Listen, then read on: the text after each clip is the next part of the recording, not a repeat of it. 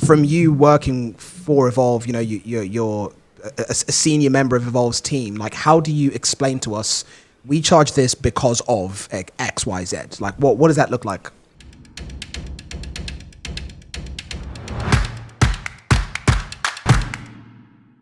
Yeah. What's up, guys? No, how you doing, guys? Welcome back to another podcast episode. This is season 2, episode 10, and we've got Matty from Evolve on the podcast today. So, hello, Matty. Thanks for taking time out of your day to come on the podcast and spend this with us. So let's kick it off. Yeah, for sure. Like, just out of curiosity, what time is it for you again, Matt? It's about 6:30 in the morning. Jeez. Yeah. That's dedication. Yeah. That is dedication. Yeah, no, we appreciate it, dude. Seriously. We don't get up at 6:30 for no one. Wow. What a douche. No, that's what I'm saying. It's a pleasure that he's got up at 6:30 for us. Because he's structured. Exactly. Yeah, that always helps. We're mayhem. Structured. That's one way to say it. For sure. But yeah, no, thank you very much for jumping on this episode with us. We had the previous episode. I think the way this even begun was I'm obviously guessing you watched the last episode and you had a couple of things that you wanted to chime in on. Yeah, more or less. I watched most of them, and I thought, because I'm the, I guess, content and media manager here at Evolve Global, and your last one was sort of all about marketing and that sort of thing. So there was so many times where I'm like, oh, I got something to say. So what would you say was like the main kind of topical point that you were like, I really wanted to chime in on that, but didn't get the opportunity to? Well, there's sort of like, I guess, different perspectives to look at what you were saying. Yeah. And it's going to change dramatically from, like, say, different reviewers, different brands, different everything. For anyone that didn't listen to the last one, we were pretty much talking about the state of reviewers, sort of what they get paid, why they do it, what's their reasoning behind doing the videos and all those things. Yeah. And I guess where to start, because it was like an hour 20. It was a lot of things you guys spoke about. Yeah, it was a long episode. Yeah. So one of it was you guys, well, Chris, I know you do your hockey tutorial thing, which is very much like a super legitimate platform. You've been doing it for a lot of years. You have a lot of followers, and that's, I'm guessing, your primary job sort of thing. Yeah, no, that's right. Yeah. So I think comparing that to Eskate, it's like Eskate's this sort of niche industry. It is big, but it's still growing. So I guess it's a few years behind hockey in terms of how it's coming up. Yeah. And we've seen in the last 5 years alone, probably in the last 2 years, the amount of people getting involved, the amount of brands coming up, the amount of people like yourself, reviewers getting interested, people spending more time in it and getting paid from it is definitely increasing. Yeah. It's just sort of having a measured look at where it is along that growth spectrum. Yeah, that's definitely fair. I can see where you're coming from. I think it's in terms of, I know obviously hockey stuff or any other channel that's out there, like you said, the skateboard stuff is very, very niche. But like you said, especially like you said as well, in the last 2 years, I feel like it's grown so much. But I just like going forward, I just think there's so much competition out there brand wise now. And I think there's like quite a few key creators on YouTube that have the potential there to push that company and sell boards for that company. So I think where we were sort of coming from was we thought, if that's the way it's sort of going and heading, then obviously people having to take time out of their day to make content on boards for companies should, especially if you're a key creator in that space, should be sort of like paid in some sort of a way. I mean, what's your thoughts on that? 100%. So the way I look at it, if you want to get paid in either Eskate or sport or whatever it might be, you have to look at it from where is that money originally coming from? Yeah. Which is when you look at women's sport, they get paid less than men, not because their time's not worth it. It's because the sort of revenue generated at the end of the day is distributed down and there's more to go around. So that's why you see people are getting paid in Eskate now where they weren't at all 3 years ago. And it's going to progress in that way when in another 5 years, it's going to be a lot bigger. There's going to be a lot more players, and people like yourself are going to be a lot more valuable because there's going to be more people buying the product at the end of the day. Yeah. So there's two sides. I'm a filmmaker myself. I freelanced for 7 years. So I understand you have to put a value on your time. And you can say, a day is worth £1,000 or whatever, but it's also got to be the person paying that, understanding that value, and not just understanding it, but being able to justify it on their end. Yeah, totally. Yeah. The other side is that I just wanted to mention quickly, I don't mean to interrupt, is it's also about not so much like I understand that the gap between Eskate and hockey is substantial. But like, to be honest with you, I don't know what the numbers are of people that are e-skating out there, but I honestly feel that ice hockey globally is probably overestimated in terms of how many players that there are. Like, I mean, in the USA, there's less than 2 million registered players. Do you know what I mean? So it's not as massive as a lot of people. I know those are big numbers, and hockey's been around for a while, but I find with niche sports or anything that's niche, there's always every person that buys a product is effectively more valuable than somebody that doesn't. Like, for example, if you look at paid per click on YouTube, they cater for the niche audiences more than they do for the global audiences. Like, if it's like esports, they're not going to pay you as much as if it's like a home baking channel or something like that. And I know it's a bit of a weird comparison, but the point is, if nobody establishes the value now and teaches, because you guys are different, you guys have been in this for a while, but when we're talking about, for example, WowGo, like, how do we teach those guys that us making a video has to come with a cost? And if nobody ever implements that, then it becomes the standard for, we're going to send you a board, and that's essentially what you're getting out of making a video for us. So that the comments that we had before wasn't so much about like grabbing the manufacturers by the balls and ringing them for everything they're worth. It was more like, if no one talks about this and establishes a base now, there'll never be a base established ever. No. And the same thing will just continue, because if we say we're going to charge for a video and a brand says no, then they'll just go to another creator and they'll be like, okay, I'll do it for free. Yeah. And then the whole thing just starts again. Yeah, I 100% agree with that. And I think something people like you guys can do is separate yourself out from other people, because you're never going to get rid of people doing this for a hobby. It is a hobby sport, and there are going to be people reviewing with full-time jobs that are paying them more than they're ever going to get from this. So it's almost like, a stress relief from them.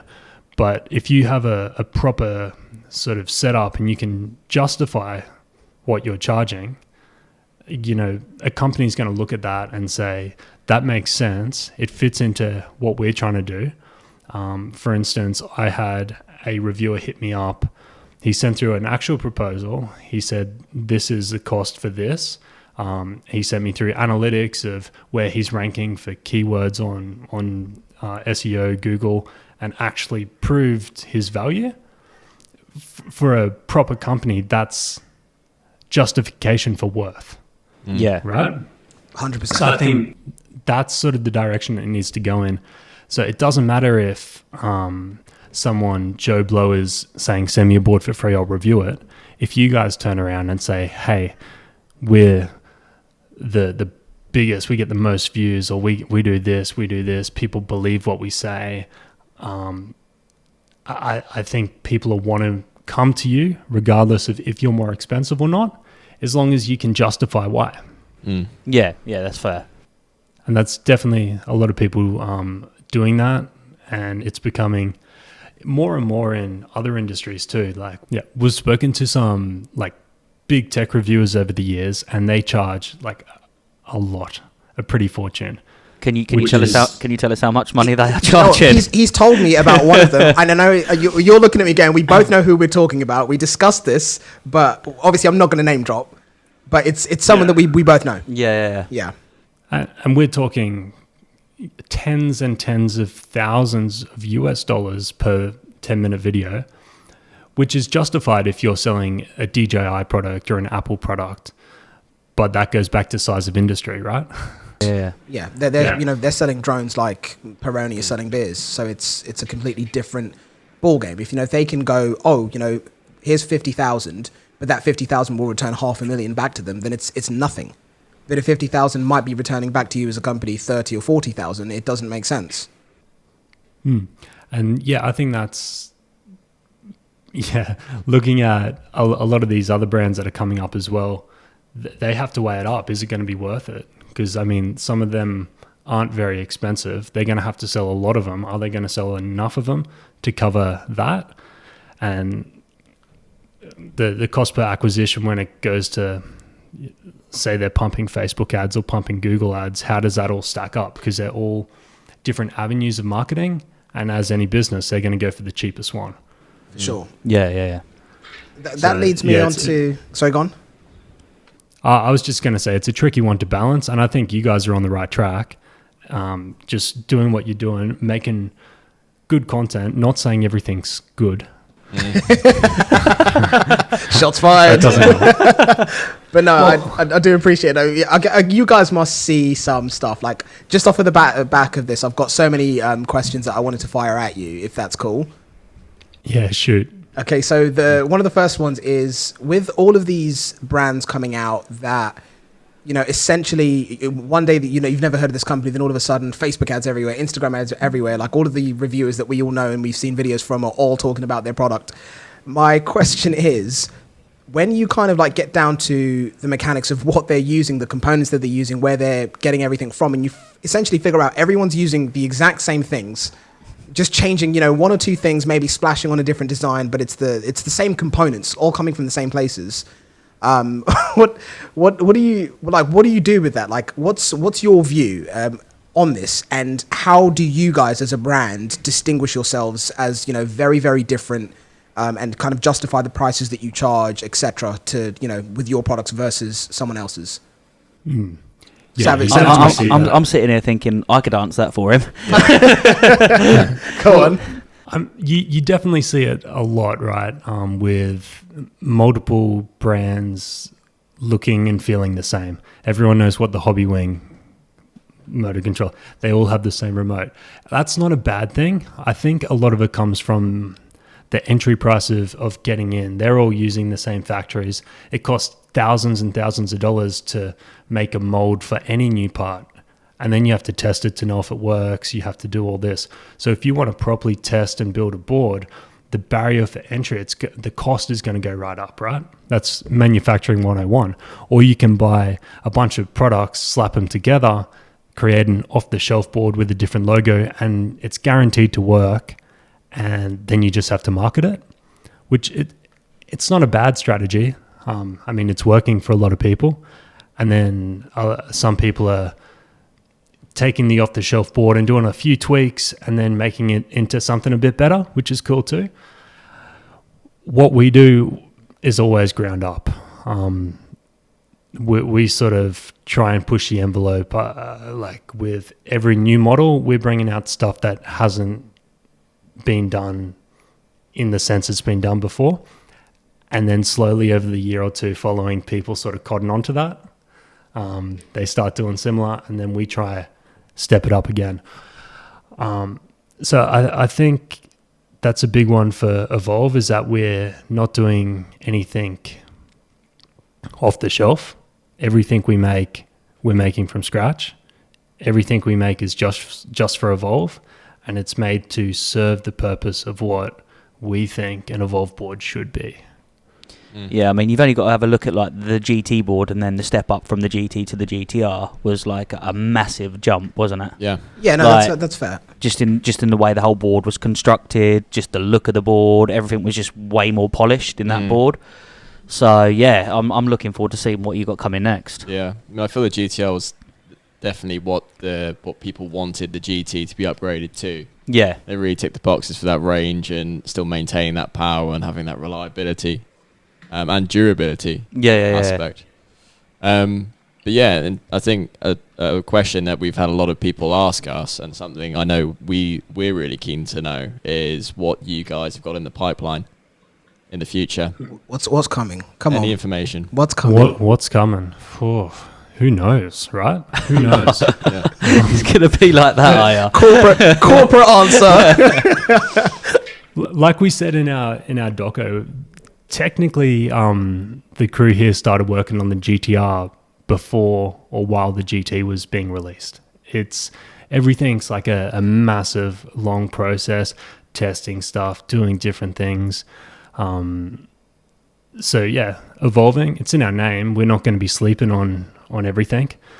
But also at the same time, that if you're discussing Eskate, the GTR doesn't really need an upgrade right now until it's sort of lagging behind or it's beginning to look that way. But at this stage, it's a pretty solid piece of gear.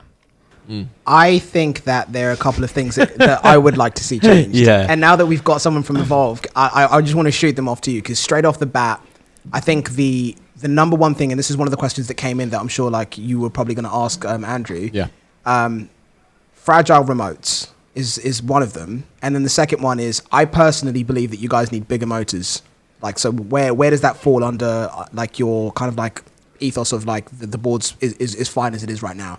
Cool. I'll preface this by saying I'm the content guy. I run the Instagram and whatnot. Yeah. But okay, so the remote thing, I've actually never smashed one. I know most people have never actually smashed one because they use their lanyards. I'll second that. Yeah, lanyards. Exactly. I've never smashed my remote as well, actually.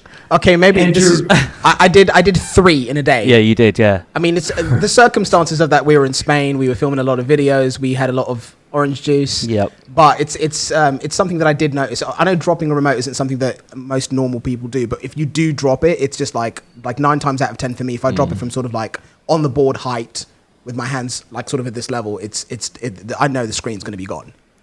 Yeah, well, like obviously there's always room for improvement on everything. I think definitely it'd be cool to see like a super tough remote, something you can throw off a balcony and it's going to be sweet.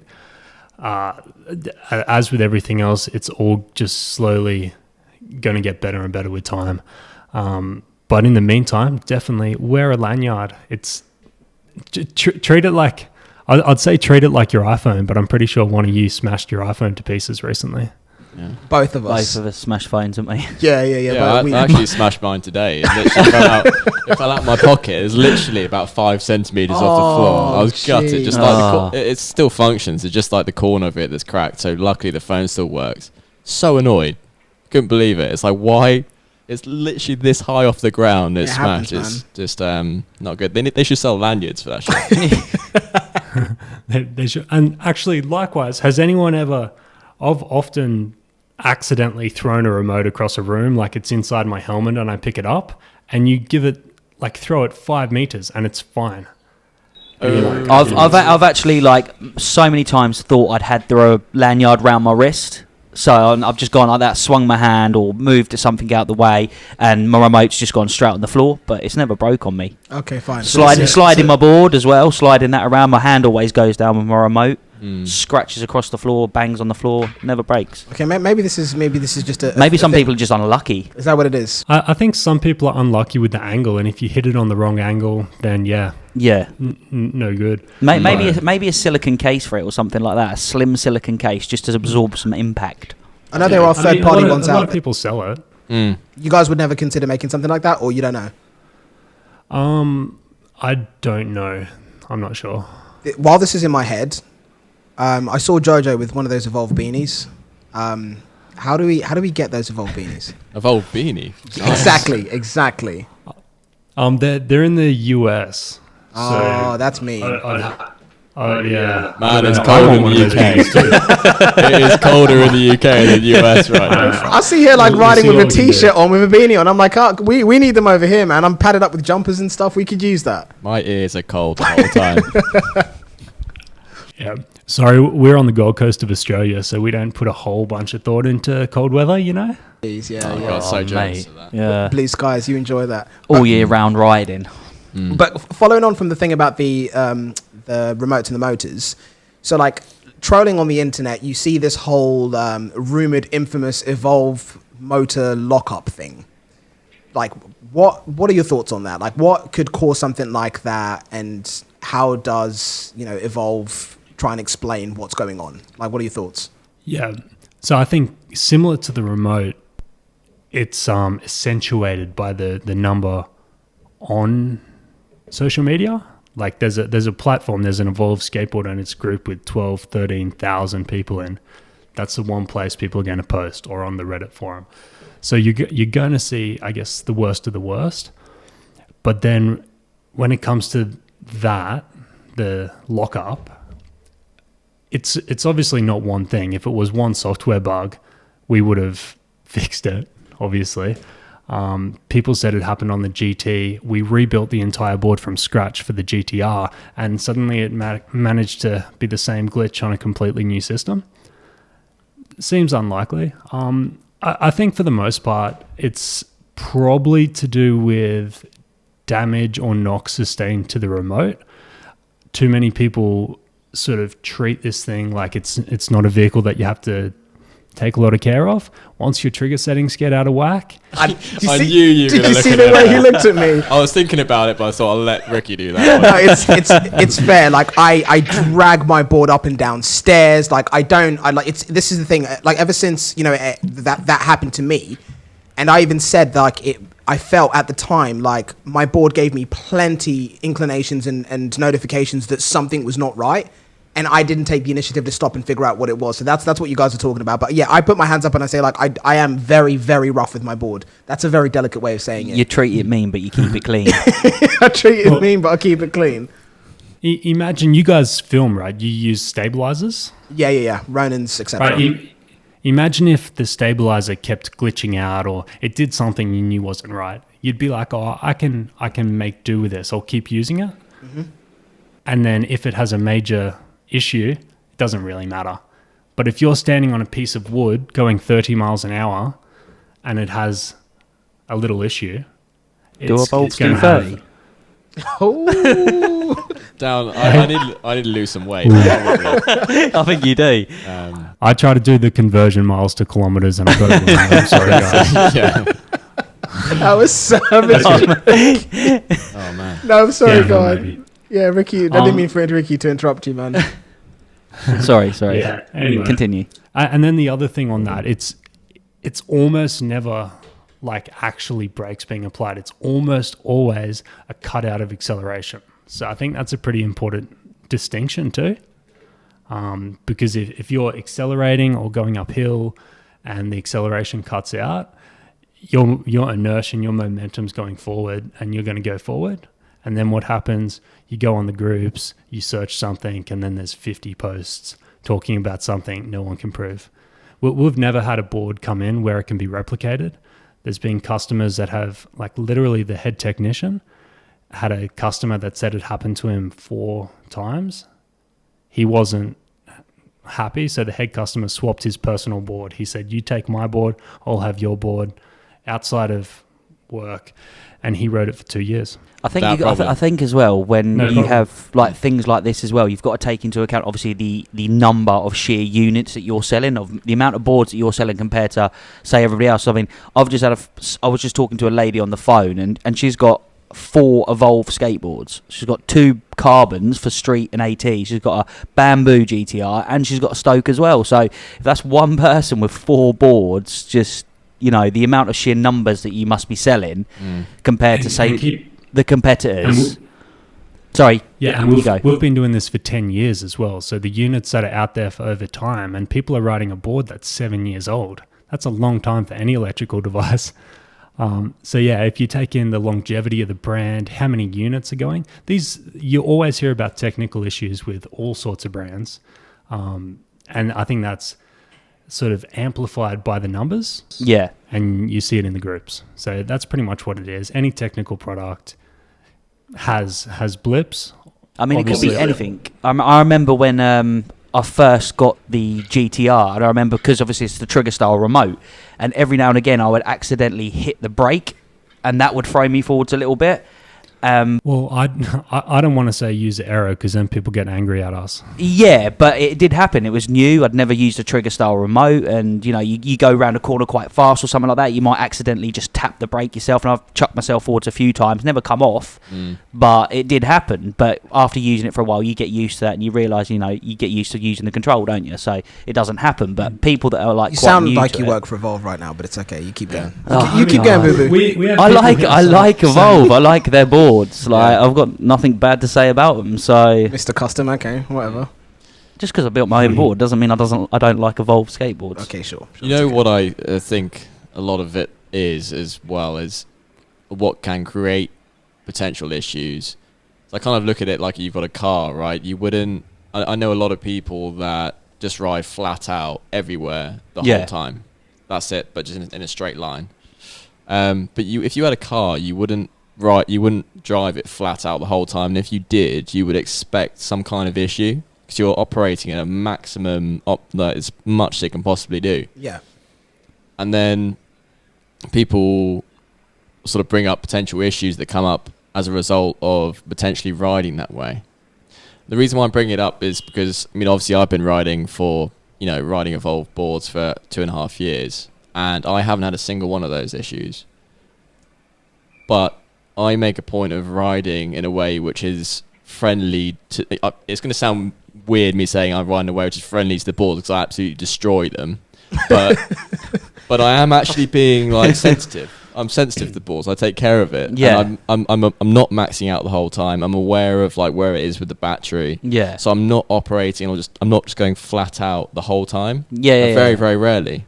So I feel like that's a large reason as to why the boards have always lasted me. I've never had any real issues with it. So then, like you said, it does come back to user error, but then people might get a bit annoyed about saying that. But you never know how these people are riding it. Yeah, that sort of links into what we were saying with Chris. It's people sort of not respecting the vehicle for what it is or understanding the limitations of all boards, not just ours. So if you want to go and do donuts on grass for 15 minutes straight, it's going to heat up. That's what it is. If you take a car and do donuts straight on grass for 15 minutes straight, you're going to blow a gearbox or do something. If that is what you want to do, maybe you do a Ricky and you build a board that's got higher limits, right? Yeah, that makes sense. So you really got to think about how you're riding, what situation, what the board should handle. I'm 100 kilos myself, so if I'm on AT and I'm going up a huge hill and the board's dropping in speed, I'm like I'm not going to just hold the trigger until I get up there because it's just putting strain unnecessarily on the board. I've understood that's a limitation and I'm dealing with it.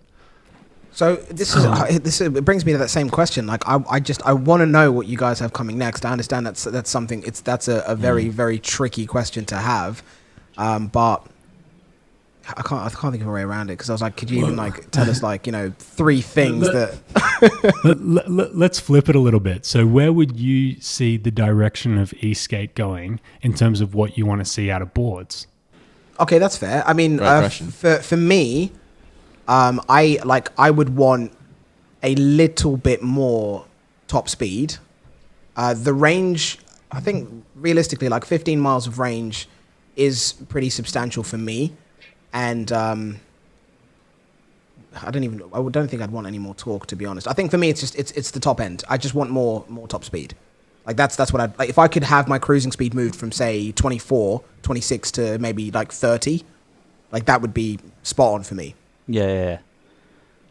I just want the carb. I'd like the carbon, just a bit of bigger battery. So I had 80 7-inch 66 tooth gear, 20 to 25 miles on that. Maybe 20 miles. I'd be happy with 20 miles. Yeah, an extra 5 miles from what you want, and because the torque on that's awesome. Yep, I'm coming. But yeah, I think that's about it really. Bit more high speed and I'd be happy. So for me, well, it sounds like I'm just kissing ass, but but no, God damn it, it's true. It's perfect. What you have now, it's It's just so good. It ticks all the boxes. But no, it is a really good board. Only things are, I mean, it's like bringing it back to what you said earlier about rinsing it on grass and off road. It's going to overheat, knocks you into pro mode. What would be good is just having a board which has the capability to do more. So slightly bigger motor so it can handle. Because normally when I'm riding off road, it handles the speeds I want to do. I'm probably not doing more than 15 anyway. Doing more than that off road is pretty much suicide if you're like trying to like slide around and stuff. So yeah, having motors which just have a bit more capability, so they're not operating at the max, so they don't overheat, would be awesome. And having a slightly bigger battery that can handle me doing that for longer periods of time would be good. And thirdly, what I would like is just having the ability just to, I mean, we already have it with the app, like doing custom mode and stuff, but just having that again, really, but with like maybe like an overclocking threshold that you could monitor yourself a little bit. That's really it. I mean, just so good already. You know? Wait for the comments on this podcast. I know, yeah. Evolve fanboys, it's coming. Yeah. It's coming. Fanboys. No, and I think that's all like super reasonable. Like the whole thing is everyone just wants a little bit more, a little bit better, a little bit faster, a little bit more range. But as it is, it sort of caters to the majority of people, because you got to understand, we have customers that do not shred, right? We got customers that don't ever go into GTR mode. So if we go and build something, say we build something like Ricky's, right? We have to double the price because that thing. So at that point, we're making people pay too much for stuff that they don't need. So it's always going to be a balancing act. Things are going to get better, of course, but you don't want to overkill it on a sort of a mainstream board, especially, let's say range goes up. Let's say motors get bigger. That means more batteries, more motors. That means more weight. So I know Chris doesn't really want a whole bunch more weight. No, definitely not. And it's going to affect how Andrew slides. So it's not all about bigger and better for some people. At the same time, imagine what technology is going to do when things get even better, because things are then going to start getting smaller but more powerful. Yeah, no, that's for sure something I guess that's not also been discussed as well. Yeah, for sure. But again, this kind of like lets me lead on to a bit of a sidetrack question. First one is the quad motor boards. What's up with that? Why can't we buy those? Because they're a lot.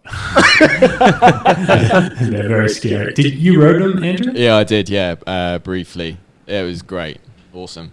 It felt amazing. Like the grip they have, you can just like go flat out on a really tight turn. It just grips and zips you around in an uncomfortable way. It takes a bit of getting used to. You don't expect it to grip that well with four-wheel drive, but yeah, such an awesome race board. And you know, that's the category. I mean, obviously Eskate's quite new, but competitions over the years I'd love to see them get more intense and bigger and better with more like heated competition. And having like a scope for like really specific race boards is just something that's awesome. And the fact that you've already got them, the four-wheel drives, kind of, you're already there, is it's a really great thing. Yeah, you pretty much summed it up with that. It is a race board. You don't want to ride that around London. It is uncomfortable.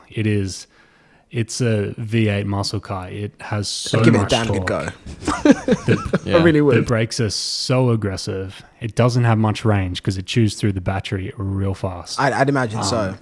It is a race board. It's meant to go around a track a few times. It's good fun for that, but you wouldn't have it as a commuter. You know what I mean? Yeah, no, for sure. Like this again sidetracks really nicely. How do you explain the price of the boards that you guys have? So like when people look, we've covered this so many times on the podcast, and a lot of people don't understand. Like I don't even want to go down the route of explaining specs versus reality, the ride, the experience, etc. But like from you working for Evolve, you know, you're a senior member of Evolve's team. Like how do you explain to us, we charge this because of X, Y, Z? Like what does that look like? Say build quality of the product itself is, you know, we're not taking shortcuts on materials or any of those sort of things. So when you look at, say, our costs, sometimes we look at these other boards and go, how? how is that even possible? We have to, I won't go into like specific parts or anything, but we obviously put quite a lot of emphasis on making sure, our trucks are made in a certain way. We're using quality on the bamboo decks. The carbon decks are made by hand. They take so long to make. So I think there's a lot of manufacturing costs there, but then also, we have an incredible customer service network. And to facilitate that, we have Evolve centers in 14 or 15 places around the world. We service 46 countries. Most places in the world, you're able to pick up the phone and call someone. If there's an issue, you don't have to go too far. You're not trying to deal with China. You're not sending, you can't send a board back to China. They can only send you parts. You can take your board somewhere to get assessed, get serviced, get the work done so you don't have to be there. There's so many resources in our customer service network, which, it is something that you end up paying for, same as Apple, right? If you want to go to the Apple store and replace his buddy's screens the whole time. Exactly.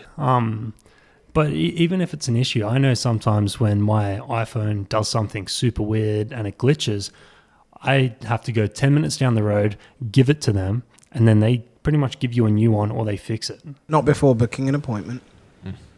I hate that process. Here you don't have to. Oh, you serious? Bad. I think you can book an appointment, but you don't have to. Oh man, the UK, you walk in, they're like, have you booked an appointment? Sucks. Yeah, weather's great, no appointments, you just rock up and get new stuff. Yeah, but everything that crawls on the ground kills you there, so... Oh, that's true. That's the one downer. That's scary. But if you're riding a board, the boards could be a little higher, so you're away from the danger zone of insects and stuff. AT only, yeah. There you go. But no, that is a nice way of summarizing it. But so, like, aside from build quality customer service, are there any other elements that you feel like justify what you guys charge for your boards? I'd say the research and development side of things. We touched on it earlier.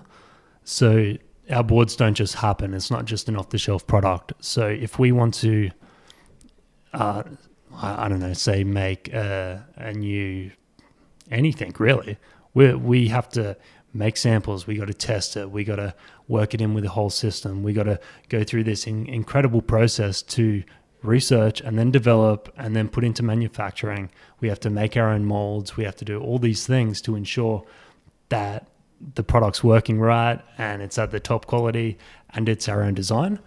Whereas if every board or budget boards are buying the same motors, they're sharing that cost between everyone. But the limitation is that they don't get to advance in the same way, and they have to advance together. So one of them was going to struggle to get ahead of the rest, which you see there are a couple doing it, which is cool. Yeah. Okay, so there's one thing that I'd like to ask actually: is there going to be an Evolve race event in 2021? Because you've held a couple of events, haven't you, over the years now, and I've watched all the videos, and I'm dying to get to one and have a race. I really am. You'll do well, mate. You got, I can see it in you. I want to be against you. I want to race. That'll be fun. And you, Chris, as well. No, I don't think I do well. Yeah, that's probably another thing that goes on to the last topic of what separates Evolve. We had this like crazy community where we actually do things like that. We were supposed to be holding a World Cup in August in Germany. Obviously, things happened in 2020 which made us cancel it. So we just have to wait and see how 2021 shapes up. We did the UK Open, which was, something 100% we would replicate. Probably try and get it closer to London, get even more people there. But yeah, definitely we want to do it. The World Cup in Germany, we could do again in 2021. It just depends how things shape up. I mean, at the moment, it's not looking too basically just all dependent on how the pandemic goes and the situation is around the world. But if everything was to ease up again by, start of 2021, you'd be bang on, like, getting an event going on. Man, anything we can do to do with community is something we want to do. I know going into winter last year, we ran a whole bunch of indoor go-kart events. It wasn't race. I don't know if you guys went to any of them, but if that's possible to do again. We're talking about another thing to do with that new location we have at Here East. So again, we have to wait and see how this lockdown shapes up and see what's possible, but there are things planned for this winter. And then, as soon as we can do the World Cup again, oh man, and Europe's due, so it's probably going to be somewhere in Europe. Yeah, that would be dope. I'm itching for that. I'm so down for that. I've been watching loads of the videos and I'm just like, man, I really want to go and just have a go racing around that track against people, because I like stuff that's competitive like that, and especially like riding on electric skateboards as well. I just think it'd be really good fun. So yeah, I'm definitely down for it. Here's an interesting question for you guys. The UK Open we did last year, we ran as an open event, so it wasn't Evolve only. It's the first time we did a race event that wasn't Evolves against Evolve. What's your thoughts on that?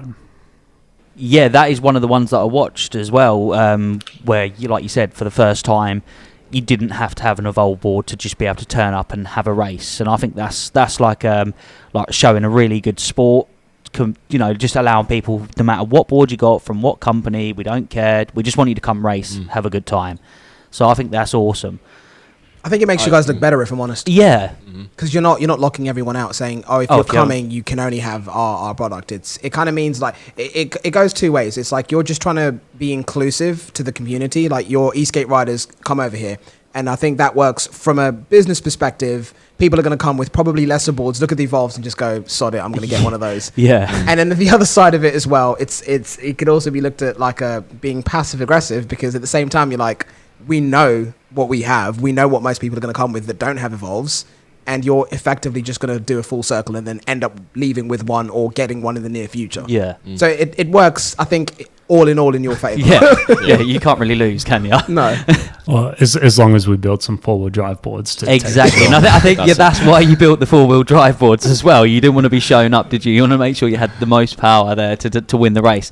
And I think it was one of your young lads that you've got, Tyler or something. He's like 15 or isn't he, or something like that. He's 18 now. But I'll tell you what, yes, the board was good, but I think the best skater won that day. That kid is a weapon. Yeah. Because we had 5 of them and the other 4 didn't make the final. Yeah, it was definitely him as a rider. And I think on a 2-wheel drive board, he would have come pretty close. Yeah, I think the way it was set up was really nice, actually, because the Tramper boys are pretty competitive internally, and you could see that they came as their own group and they wanted to smash it, which I think for the more competitive Evolve riders was nice. It was nice. It was good competition to have that. But I think in the future, we loved it too. Sort of brand to brand, it was this awesome synergy where we were talking and like having someone on the same level as us to be able to chat with. Super cool. Yeah, it was awesome. So having something like that, but also maintaining, having just Evolve against Evolve would be good. But then I guess it just depends on the boards that you're up against. Like you said, we had the 4-wheel drives last time, and those were kind of needed to be on par with Tramper coming in, just so we weren't outgunned. So that's something we've definitely sort of discussed, because we don't want you to roll in with the Evolve that you've bought and you loved and know that you don't have a chance. Yeah. Because people are spending $5,000 building crazy contraptions. In the past, we've run what we call the wildcard event. Yeah. So we have 2 days of Evolve on Evolve racing, and then the third day is free for all. Let's go. And it's an event within itself, and it's the open category essentially. Yeah. What I would like to see is street only. So street wheels. Look at you, mate. Yeah, I would like to see an AT course and a street course. So there's a street race and an AT race. Yeah, that's basically saying that's let me show you how good I am. Maybe. I just want to win something, all right? God damn it. Fair enough, fair play, just man. Let me win. You do your thing, man. Like Hans, innit? Tokyo Drifter of electric skateboards. There's more. I'm sure there's more of me out there. They just don't do videos. Well, there are. I know for a fact there are people that ride the way I do, but they're just not exposed. They don't do content and things. So hopefully these people show up if they do it, because I want more of that. I want more street, like more something, I don't know, something more in line with what I like to ride the whole time. The track we had booked in Germany was absolutely insane for the street course. Can you give us any details on that? Sorry? Can you give us any details on that? I don't want to say what it is, like which actual track, because like you don't want somebody else to see steal Yeah. Ideally, we can get back there, but it was amongst the best, one of the best go-kart tracks in the world, indoor, full on. And we were discussing what a street race should look like, because in the past we let AT wheels ride straight, which isn't really street, right? Because AT wheels are going to beat a street board at speed because they have the grip. But if you have straight on street, everyone's on a level playing field, and it's going to be more exciting because people are going to be losing it and pushing all over the place, won't they? Yeah, pushing it to the it's max. Really going to, it's going to test the skill. So whether we run 2 categories on the street track, street and AT, or we just go street only, swap it over, boys. Yeah, love that. Yeah, I think it should be street only, and then obviously AT for AT. Yeah. Because obviously you're not going to ride straight on the AT course, so that'd be pointless. But I think from there, like you touched on some of the other brands out there, like the really, really like expensive skateboards. Companies that we have really great relationships with as well. No, you're not picking up on that. No, I weren't. No, you didn't. Sorry, you didn't hear the name of the company that was Tramper, mate. Oh, okay. Anyways, that's all in the past for me. I forget about things like that. No. I lose sleep over it, if I'm honest. Oh, fair play. You older guys, don't you? Don't piss him off, Matty. No, but touching on boards like that, like like the French brand that we can never say, Lacroix, those types of boards. Do you think there is a scope where Evolve is going to go, here's the general consumer board, and then boom, here's the high-end monster? Like, what's your thought on that? Because if you guys dropped a board that was like 5K, 6K, but it shat on everything on the planet, I'd be like, yes, please. So send me 5 of those. P.S. Matty, thank you for the Bentley, by the way. I think we now that you're on the podcast, we have to just say that. Yeah, thanks for all the money you paid me. No, that's cool. You got to take me out on the yacht when I get over there, okay? 100%, mate, 100%. Yeah, down the beautiful Thames. That's going to be a nice experience. Crystal clear blue water. Oh god, it's delightful down there. It's tropical. Just make sure you don't fall in because you're dead. Yeah, like instantly like that. Yeah. But yeah. So back to the question, right? Yeah. Please. Sorry, we drift. When we're talking super high end, we're talking high speeds, high power, high everything. Yeah. There's a couple things to unpack in that. So the whole essence of Evolve, ever since it started, since day one, when Jeff, the founder, walked out of the surf, he wanted a board that could carve. So everything has been about building the ultimate carve machine. As Ricky knows, when you go 60 k's an hour on double kingpins, you either got to crank them up tight and then you can't carve the same, or it's just too fast. So the super high end speed, I don't think that's us. That's not Evolve. I obviously can't talk for every product we're ever going to make, but the essence of Evolve is that sweet carve. I think a board that some boards go 60 miles an hour or something. Yeah, so who needs to go that fast? Yeah, no, that's not worthwhile. I don't need to go that fast. Yeah, we know that. Not 60, no way. Why? What happened, mate? You know what's happened. I know what's happened. Let's just say Ricky's. So I've got the knees of a 60-year-old at the moment. He's getting in and out of the car very slowly right now. Yeah, I think as other, I guess, disciplines of Eskate evolve, that's something that I see all the time because I come from a mountain bike and motocross background. There's that many different disciplines of motorbikes as, street, race, enduro. I think as that evolves within Eskate, we're going to cater to those things like we did with the Stoke. We had a lot of people for a lot of time saying we need a shorter board, we want a kicktail, we want something like that. Hence the Stoke. So as the need grows and we get requested more and more of that stuff, but there's not many people asking for those sort of boards. It's just us psychos. Just out of curiosity. Go on. It is a niche, like a super small niche. It's a legitimate market. People do want them, but at this stage, I don't know if that's sort of the direction we want to be going in. That's fair. Fair question. Fair answer. Again, I'm the Instagram guy, so. What's the highest selling board that you've got, the most popular, Bamboo. and then what's the lowest? Bamboo. Am I right? Bamboo AT. Told you, man. All day, every day. We did, yeah. I told you, it's bamboo, mate. Every time I've seen someone with an Evolve, they've always got a bamboo. I swear when I was out having a beer with Jeff the other night, he said it was a carbon, though. When you're out having a beer with Jeff? Yeah. I swear he said it was the carbon, No, but it's the we bamboo. had a few beers, though, so... Yeah. You know, a few apple juices. This yeah. isn't HT. We don't have to be politically correct or, like, PG, so we're good. Oh, no, political correctness. We always have to be there, right? Yeah, of course we do. Sure. My bad. But yeah, what your question was? What's the least popular? Yeah, so let's say in order. So the most popular is the GTR Bamboo. AT, did you say? Or on street? I think it's the AT because we sell the 2-in-1 kits as well. Sure. So AT or 2-in-1, you know. It doesn't grossly oversell the carbon. The carbon is still a lot. It's at a slightly higher price point. So I think people sort of stretching their budget to get into a premium Evolve sort of see the same specs on the bamboo and they're like, that's for me. Also, it appeals to people that come from a more traditional skate background. It rides like a normal longboard, which is a lot of people. We have like sort of an older demographic, 30 to 40-year-old guys that skated 10, 20 years ago.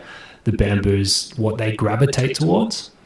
Mm-hmm. And then, the carbon follows. It's not hugely behind. And then I think the Stoke is smaller than that. We sell more GTRs because everyone wants a range. Yeah. In terms of any other sort of skateboards or manufacturers or skateboards that you've ridden out there, what sort of catches your eye and you like?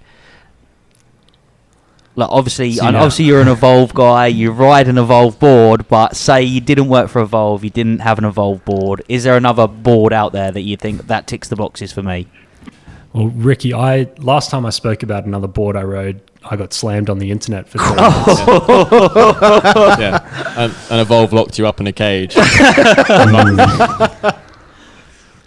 going to be that no comment. Yeah, no comment. That's fine. That's fair. I just thought I'd ask. I've got a savage question for you, if you don't mind.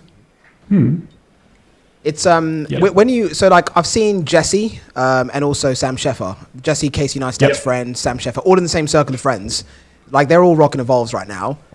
Like how has that happened? Is it Evolve reaching out to them or is it them coming to Evolve? I'm not going to ask about the mechanics of the deals because I'd be very curious, but I'm not that much. Very upset and disappointed. I'm not that. I'm happy with my Bentley, so it's okay. I'm not that much of a. You're that greedy. Yeah, like I don't want to know like the mechanics of it, but I'm just curious to see who reached out to who and how easy that transition was of like get on this, it'll be better than what you had before.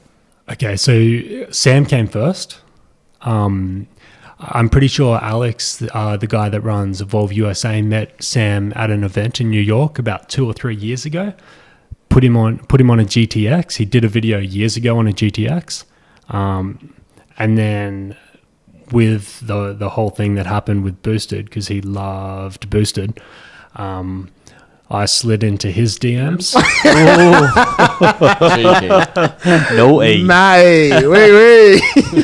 And man, he was skeptical, but he genuinely is converted. He actually got his board ran over by a car a couple of weeks ago, and is like, he needs it back. He's like missing the range, missing the power. He doesn't like AT, which is interesting. He loves the 107mm wheels. Yeah. Interesting. And then on the back of that, obviously Jesse saw it. Jesse slid into our DMs. Oh, there we go. Lots of sliding going on here. Yeah, loads of sliding. Oh, you love that, don't you, mate? Control it. I'm trying. But no, I was just super curious to see how that went. That's pretty cool. Mm. It's just that both those guys have a genuine interest in electric skateboards. And they've had relationships in the past. They wanted something new, and when you search or think of electric skateboards, we sort of are the number one in terms of at least size. That's debatable if you hate us, which some people do, but you can't say that we're not at the very top of the game. Fair. And that leads very nicely onto another question. So like every now and then we get the people that are like Evolve fanboys. Evolve. The thing is, like, I feel like we've done a very frank job of, if there's something that you guys do right, we'll praise you for it. If there's something that we feel that you've not done too well, like, we will say it. Like, we're not like, oh, Evolve is flawless and there's nothing wrong. Like, I voice the things that haven't gone right, and I'm very public about them, but at the end of the day, more has gone right than has gone wrong, and it's why we're like, you guys still rock. So when you get people that are like, Evolve's trash, Evolve sucks, there's so many other boards that are better out there, where do you think that comes from, and how do you guys react when you see that? Like, how does that impact you guys? Yeah, so with the sheer volume thing, again, you're going to have people that like you, people that don't like you, people that love you, people that hate you. I think it's a bit of that tall poppy syndrome as well. People don't like the most popular thing. You can find droves and droves of people that hate Apple. It's just how it is. I understand there's a key group of people, especially say DIYers and guys that are really into building their own stuff, and they're like, it's not enough. It's not enough. It's probably not enough for them. And by all means, go and spend twice as much money, build it yourself, and do all those things. We're not saying don't do that, but we're catering for a massive amount of people that are happy, and we're happy doing that. We love what we got going on. We love our community. We love giving them products that they can get on and enjoy. It's pretty much just that. So we tend not to focus too much on the negativity. I spend all day, every day in the Facebook group, so I see everything. You must see some crap. Yeah. But I see our inbox as well, and people are always blowing up like the Instagram tag, showing us what they're doing. There's so much positivity out there. People just loving their boards. And there's people that have ridden Evolve. They've had 5 boards over 6 years, and like they've had no problem. But they don't post in the group saying that. That's true. I've had my board for 6 years with no problems. It's you're always going to voice the stuff that's gone wrong. When you're it's frustrated, it's only a few people that will come back and be like, hey, this has been amazing. But obviously negativity is always going to have more of a spotlight than positivity. Yeah, and also I wouldn't confuse people voicing their issues in the group saying, hey, this happened, as direct negativity. Say someone had a problem with their motor bumming out. They might post that, yes, it's a problem, yes, it's a hiccup, but that doesn't necessarily mean they dislike Evolve. And then when they're happy with our customer service and we back it up and we get them on the road and we goodwill it, they're happy. Again, they're probably not going to post about it. There's more silent happy people than there are actually vocal unhappy people, but all we see online is, or most of what we see is vocal unhappy people. Or even though just some people are stupid. I mean, it just reminds me of that post where somebody posted on a Facebook group, right? And his board was sitting slightly to the left, like that, weren't it? That was and he was like, "There's something wrong with my board. It's leaning to the left." And I was just like, "Yeah, because you've probably just stood on. That's the way you stood on it. And then when you get off, it's stayed there." Yeah, like, some people just don't know things, do they? I mean, I feel like it's okay if people don't know things, but they ask in a normal, non-emotional way. And like, if someone was online, you could see he just had no idea about skateboards or bushings or anything, and it's slightly leaning to the left. It's like, I don't understand why this is the case. You'd be like, that's kind of dumb, but I'm going to help you.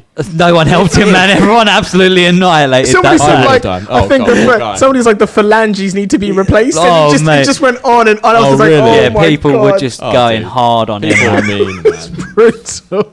The thing is, if people... Welcome to the internet. Yeah, honestly. If people are like really emotional about their problem and really negative, then it's like, well, there's literally no help. There's nothing I can do for you. There's nothing anyone can do for you.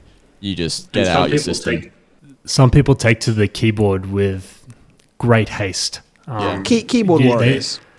Well, not even that. Sometimes they might have an experience where they're not sure what happened, and before they reach out to customer service, before any of that, they post up this big old rant, and we see it every now and then, once or twice a month. And I don't know, say they're saying my board's dead, it's doing this, it's doing this. It blows up, gets 100, 200 comments. We get the board in, the thing's full of water and sand. Yeah. Like, I mean, like, how are we supposed to deal with that? Because we're not going to name and shame the person, right? So it just is what it is. We had something like that. Like, the last employed job I had was in 2012, 2013, and it was at Apple, funny enough. And we had this guy come in with an iPhone, and he was adamant that he was just like, Apple's a piece of shit, like, it doesn't work, it won't turn on. and he was like standing in front of the Genius desk. I worked behind the Genius bar, I was a genius. Yeah. Just being a complete. I swear they just make these names up to make people feel like they've got a load of power, don't they? They do. And he was being a complete a-hole. And then, after he calmed down, and we're like, all right, fine, didn't book an appointment, etc. Like, calmed down. We took his phone into the back, opened it up. It was this guy that we used to call Jack Sparrow the Pirate, because he looked like Jack Sparrow the Pirate that was working on the phone. And he cracks it open. And the entire board, the entire motherboard and battery and everything is just swimming in Guinness. Like, he could smell it, and he's like, that's Guinness. So sealed it back out, sealed the phone back up, walked out to the customer, like, handed him his phone, and just went Guinness. The customer went Guinness, and then walked out.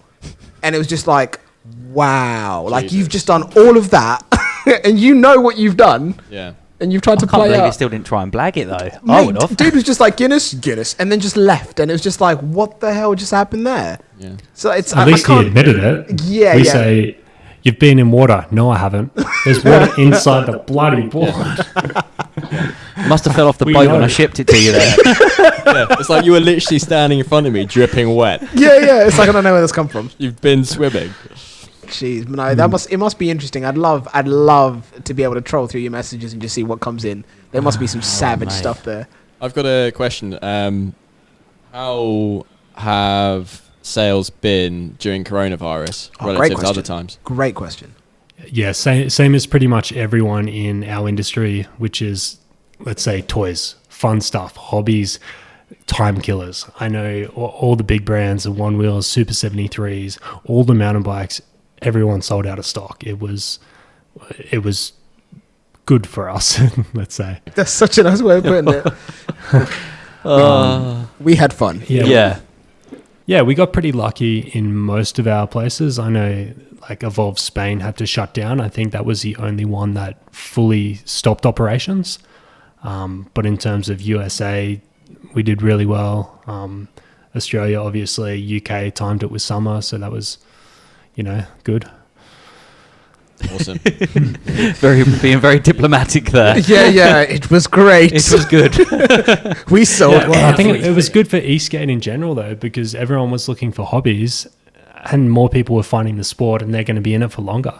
Yeah. I mean, I spent every single day during, because it didn't rain in the UK for like a few months. That's amazing, yeah. Every day was on a board. I mean, we were in London, I was in London more than I was in Cambridge. Yeah. It was so much fun. Yeah. I need another one of those. Arguably the perfect lockdown sport, really. It was. Yeah. I'm on my own. I'm social distancing.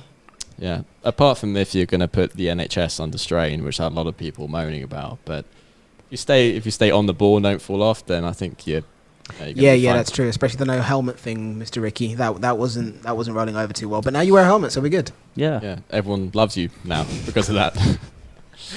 I've had a couple of questions from viewers, and one of them is, what does it take to become an ambassador for Evolve? Like, what do you look for, and what do you need? Good question. Yeah, good question.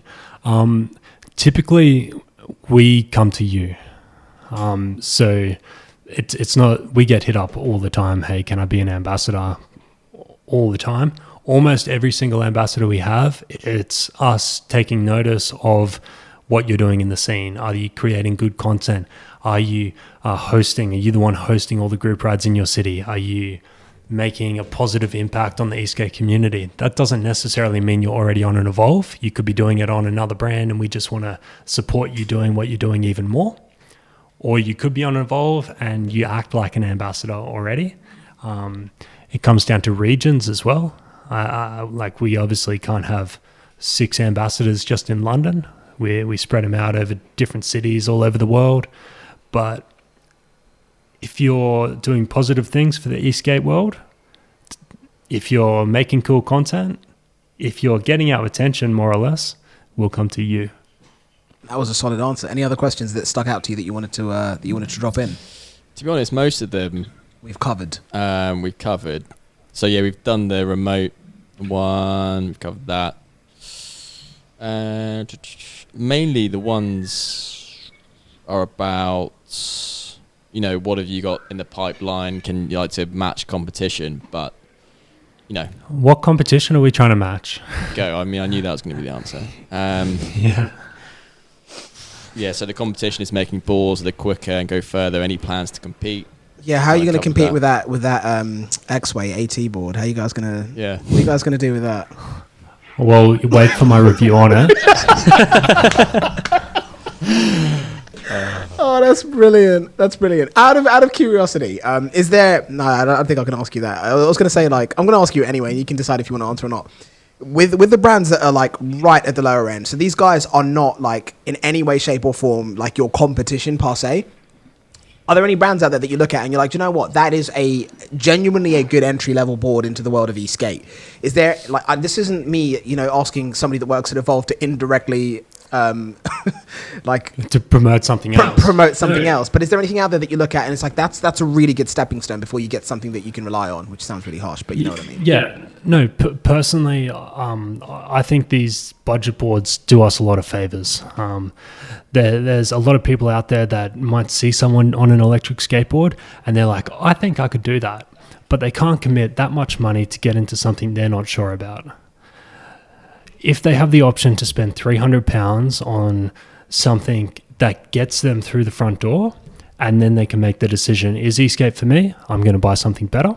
That's good for us. Or it's not really for me, and they go away and they're in the same position we would have been anyway. So I like the budget boards. I think they're a good sort of stepping stone. As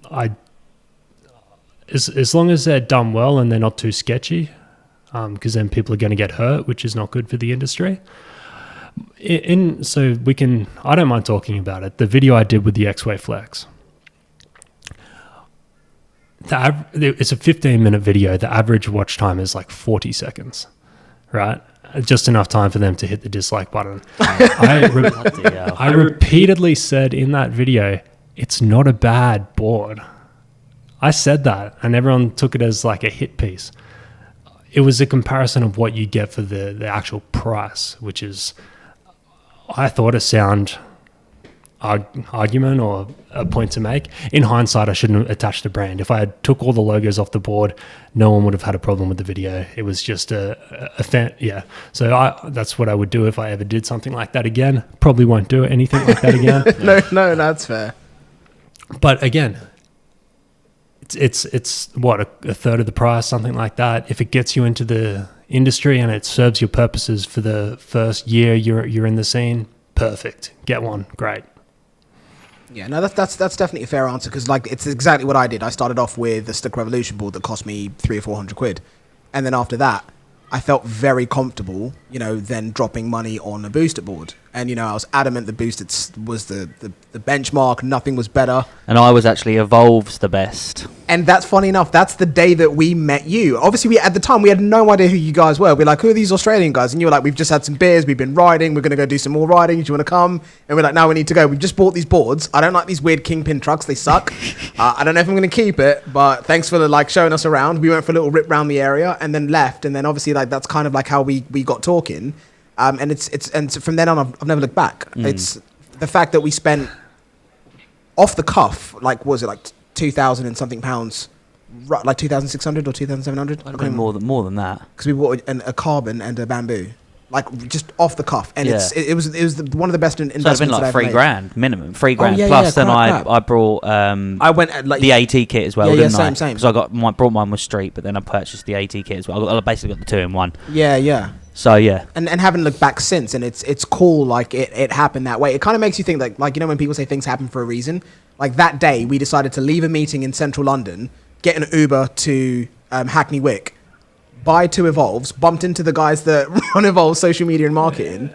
The fate on that was crazy. It's myself and Travis, the global sales manager, decided we were going to drop by one of our retailers. Yeah. We were 4 hours away from hopping on an international flight back to Australia. It's so bizarre that happened, and that's kind of like how we've kind of like gotten into bed with Evolve and just been like, I guess a lot of people that call us fanboys and don't really understand the process. This is why. Like it was a journey, and I never liked the brand. No, I never liked the boards. Nah. And then understood what the Kingpin trucks felt like, and the way that the board performed, and then I've just been like, all right, now this is just what I want now. I just want more speed. That's it. Yeah. It's I remember the first time you rode it after you bought it. We went down that road, and I'm like, I'll follow him. I'll come with him. And he was on street, and he gunned it. And I'm like, that's pretty keen. And then there was a moment where you just got this wobble. Yeah. I'm like, ooh, you need to get to learn this thing because it's not quite the same. Yeah. No, it wasn't. Yeah. It wasn't. I remember watching you just carving the life out of it. And I was like, what the hell is... I didn't even know what carving was at that point. I was like, what is he doing? Didn't know what carving was or anything. We rode in a straight line and wanted to go as fast as we could. Yeah. It's nuts. Absolutely nuts. But it's been a crazy journey, and it's been a fun one. And I've got to say, like, I am very, very keen to know what you guys have coming next. Like, I'm super keen. What's the... No, go on, mate. What was that? I dare say you guys will be one of the first to know. So, Wow. nothing right now, but... Thank you, man. Yeah. I appreciate that. What was the... It's probably covered in that GTR documentary, but what was the period of time between inception of the GTR to when it was actually produced and ready for sale? So the PowerFlex battery is the 18650s on the PCB, which is pretty much the biggest point of the GTR.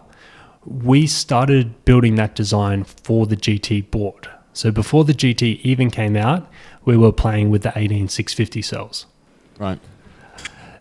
So we're talking probably 5 years ago. We couldn't quite get the structure right because we have to sell thousands and thousands of them, and if there's anything that goes wrong, A, it's dangerous, and B, we have to service it. So we made the decision that we weren't going to go to the 18650 for the GT board, and we spent the time the GT was out working on it, refining it, and getting everything perfect. So in that sense, we're working on stuff for generations before, the one before that even comes out. Okay. And what about batteries now?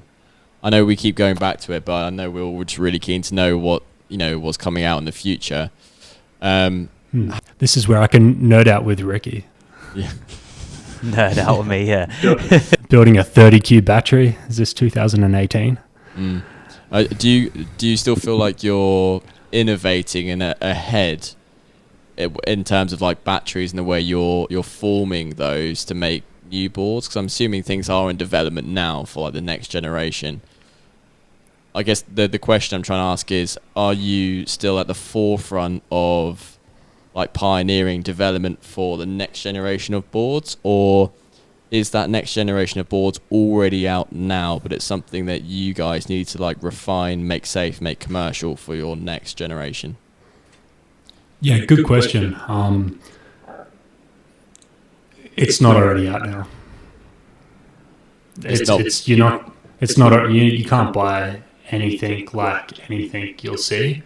We don't know exactly how it's all going to come together, I guess. I don't know everything as well. Like, again, I run Instagram. Yeah, we're not going to come out with anything that's already been sort of done. That's not evolving, and that's what we do. The other thing is, you touched on the commercial availability is a thing. I know a lot of people are always posting articles of like crazy new battery technology. Have you seen them? Briefly, like solid state stuff. I mean, I have no idea really, but I've seen little bits of that. If that's what you're talking about. Yeah. So sort of the process of that, and they posted in the DIY group, I guess a university is doing a research program on carbon-based batteries, and they come out with these crazy specs that the universities or the researchers are like years and years ahead. So even no one can get those batteries, right? Because they're not commercially made. So I think we're looking, not just us, but DIYs, anyone that wants to use those sort of cells in an Eskate, they're going to have to wait years and years for them to actually come through. But it is a good insight into where the direction's going to be going. Because how cool will it be one day when you can have, the batteries within the truck arm, but still get 20 miles of range? I don't know if that can happen, but eventually it will. Yeah. Yeah, that's insane. I don't know, man. I don't know if you'll be able to make something like that powerful, that small. I reckon when Tyler, FYI, that's... I mean, one day. That's his little boy, in case anyone's wondering what I mean. I reckon when Tyler's kind of like at the age of like being able to rag a board or like Zach on my side, that's when that type of stuff will be available. You reckon? Like give it, like 6 years, 7 years. It's when you'll see like the next big advancement in technology. I don't know. Like, we'll be way too old. In like an 18650 cell, there's enough like energy packed in there. Like the amount of energy that's packed into that lithium battery is like insane amount of power. So I just don't see how like they're gonna make anything like significantly smaller, like to go. But the same thing could be argued. I mean, like the computing power that they used to send the first Apollo missions to the moon had less than 16 megabytes of freaking. I know, power. man, but I think and now, I think my ring has more than that. we're only capable of going so far, I think. I think so. There's always going to be advancements and developments, man. There's always going to be advancements, but I don't think there's scope. From back in those days to the way the technology's jumped. Yeah, well, that's because of the alien technology that was found that people have like siphoned. Did you not watch Transformers, the first Transformers? Yeah, I knew that. It was the Roswell crash. Yeah, like Transformers as well, mate. Oh, I ain't talking about. I'm talking about facts. Okay, things that actually happened in real life. This is another podcast, mate. So when are you going to make a board that's a board that? No, I just wanted to wait for everyone to comment in the comment section. Oh, you believe in aliens? Get all of them people down there. But I think like the advancements that we're making now in terms of technology is not as massive as what it was 10 years ago. I think there'll be another spike, personally. I think there's such a push into energy. That's a big thing, right? Everyone wants to get away from fossil fuels. So there's a lot of money in it for these big companies to invest in because they're trying to put batteries on houses now, so solar panels to the battery. They're essentially the same batteries as Eskate uses. They might need higher discharge rates, but once that technology goes there, which it will because there's so much money in that industry, the flow-on effects are going to come down. You only have to look at the Evolve boards 6 or 7 years ago. Like, they were big, chunky, huge lead-acid batteries, and that's not that long ago. Maybe not in the truck arm, but you could have a single stack cell, single stack pack that punches out crazy amounts. But then the other side is your board's already there. I'm only in my opinion. You will be able to build them that small that they go in the trucks. Who knows what the future holds? But skateboards also have a limit as well, right? Because you can only put so much power to the ground. Yeah, you've got. Yeah, sorry, carry on. Yeah, and then you can only stand on it when it's taking off at X speed. So a board like the Lockup, which is insanely powerful, insanely fast, which is cool, they have to make it very, very wide, very, very long and heavy. So even if you could get that much power out of a small board, it doesn't necessarily mean that you're going to want it.